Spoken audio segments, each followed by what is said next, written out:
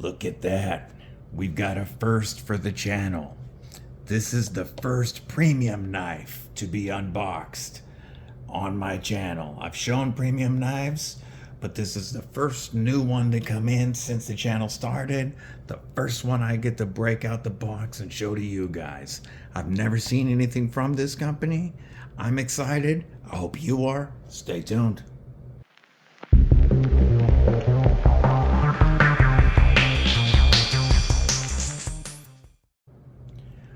What's up, Cripple Crew?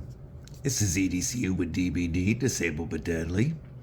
And when I reached out to FerraMonster, I really didn't expect a response back from them.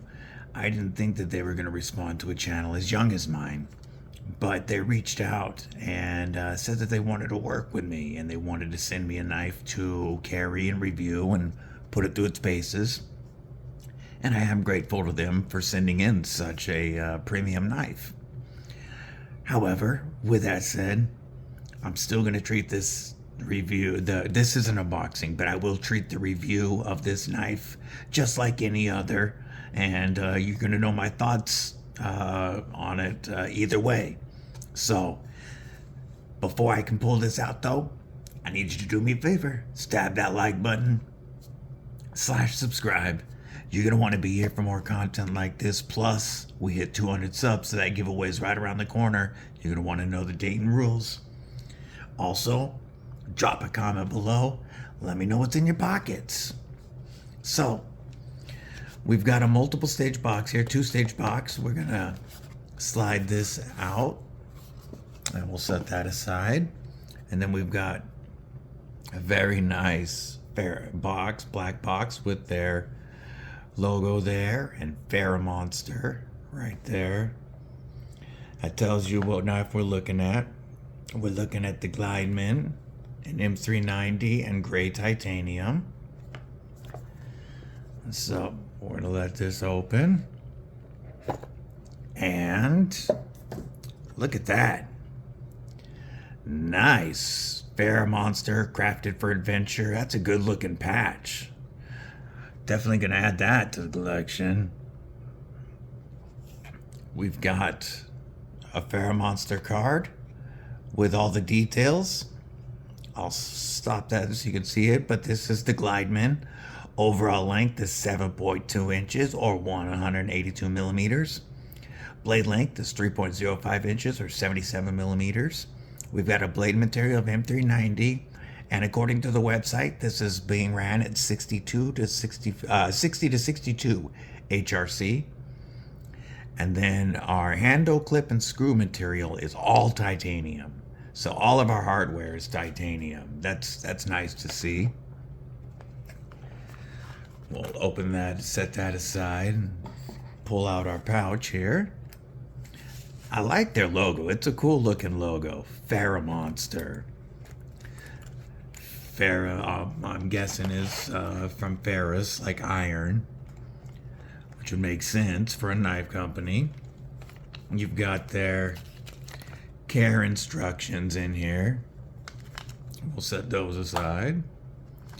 You've got a nice microfiber cloth with the FerraMonster logo right there in the corner. The pouch itself is a nice felt-lined pouch, nice and soft in there. And then we've got the knife itself. Here we go. Look at that. That thing looks mean sitting in the handle. The titanium looks fantastic. And I was able to pick the knife and the finish that I wanted, and I went with this plain titanium and the satin finish because after I have carried this for a little while, I want to send it to one of the friends of the channel and have him anodize these scales in a really cool anodized pattern and then acid wash the blade. So make this one, completely my own, completely custom. And first thing I notice is I like their pivot design. It stands out. It'll let you know that that's theirs. And it's captive, so you only need a T8 on this side. And yo, let me check something. That looks like T8 all around, including the pocket clip screw. And it is, folks. We have T8 hardware all the way around. I like to see that. Thank you, FerraMonster. Not enough knife companies are doing that. T6s, we shouldn't be using them anymore. I thought it was just reviewers saying it until I had one strip on me. But our close profile, even though it's, going to be a kind of a chunky blade, it's a decently narrow profile. The flipper sticks out a bit, but you've got this awesome blade hole opening. Blade hole for opening. The back spacer has an integrated lanyard hole. We are perfectly centered. Hopefully that's coming across. The titanium pocket clip, it is a milled clip that looks really good with it. And semi-deep carry. But I did try this in and out of the pocket, and it goes in and out of the pocket very well.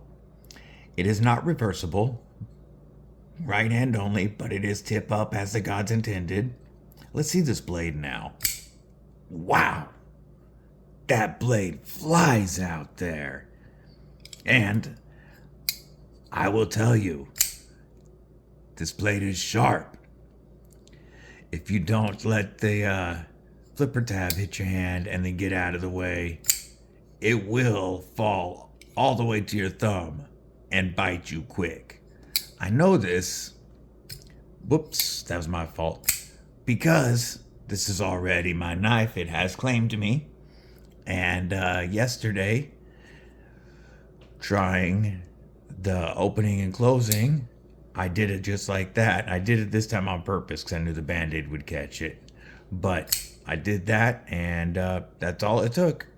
It had that red stuff that YouTube hates the sight of. And today we got Band-Aids.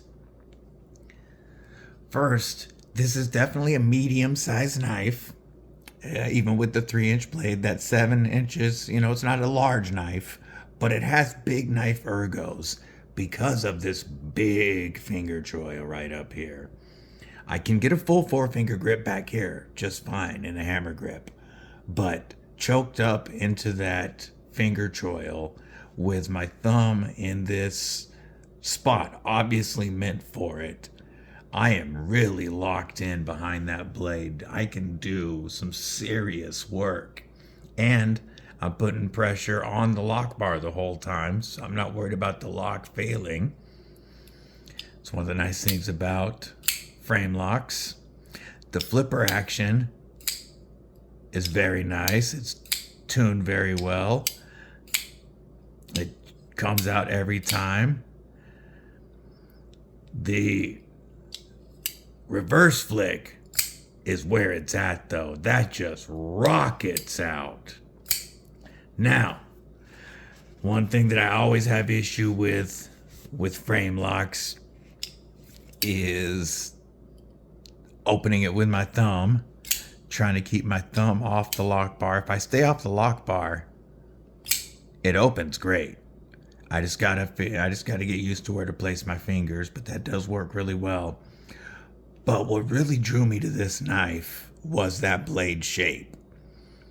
That worn, it's like a Wharnfoot or a Sheepscliffe, whatever you want to call it. It's a modified Wharncliffe mixture of a sheep's foot, but it lets you get that tip down for utility work so easy. It just wants to go to work for you. You've got a little bit of belly, and the handle, can't really cut it much on it. You can. That flipper tab wants to get in the way, but you've got just enough belly to rock and do a cut on a flat surface if you needed to. It's really going to be good for long push cuts. Yeah, you can turn it around and use it for straps. It's pretty comfortable in the protect your beef jerky grip. Maybe not this way, but this way it works. But where this knife is going to excel is your everyday tasks, opening packages, making any type of cuts that you're just going to pull it out and use it, be ready to go. I don't have something here to cut that doesn't have pardon me, that doesn't have my name on it. I should have got something out before the unboxing, but when I do the review, we will definitely take a look at the cutting performance. A few more things before I end this unboxing. This big finger choil also gives you a ton of sharpening life because the plunge grind's pushed back to here, but it ends right here. And you can see it's thick up to right here. So you've got all of this blade life to sharpen off. That's quite a bit. It's running the stop pin back behind the flipper tab, which if you're not running an internal stop pin, that's the place to put it because it's not going to affect your sharpening life. You're not worried about it hitting here and then going beyond the stop pin. And if you wanted to delete the flipper, you could mostly delete it, but you'd have to leave something right there for that stop pin. But I don't know why you would, because these ergos are fantastic. So sharpening life is great. T8s all the way around is great. I love to see that. They did put the lock relief on the outside rather than the inside. But as you can see, the pocket clip goes so far beyond that it doesn't affect going in and out of the pants at all. This isn't going to chew your pants up. This slides in and out very well. The lanyard hole is at least back out of the way for those folks who don't like lanyard holes in their knives. You know, they're probably not going to like that either, but at least it's a compromise. I don't mind it at all. I like the looks of it too. And I like that extra little jimping on the back there because I can feel it in the palm of my hand, giving me extra grip. So overall, after unboxing it yesterday and carrying it just overnight, I am highly impressed with FerraMonster. And they only have 3 knives right now in 4 finishes, but all of them look amazing. There will be a link below with my affiliate link for FerraMonster. If you'd like to help out the channel, that's one of the few ways you can do it. And you can use code DBD to save yourself 10%. And on a premium knife, this is their least expensive knife at $228. That's going to save you $23. That's going to drop it to $200 pretty much. You know, on their top of the line model, you're looking at a $30 savings because that's $98. So save yourself some money and use my code. But I highly recommend the Glideman already. I have cut a few things with it overnight, and so far I'm very impressed. But you will be getting an in-depth review of this knife, so stay tuned for that. It looks great with my blue elephant Hank, doesn't it? She does some awesome work. But let me know your thoughts below. I want to know what you think of the Glideman, and I want to know what you're carrying. Stay safe, stay frosty, stay deadly.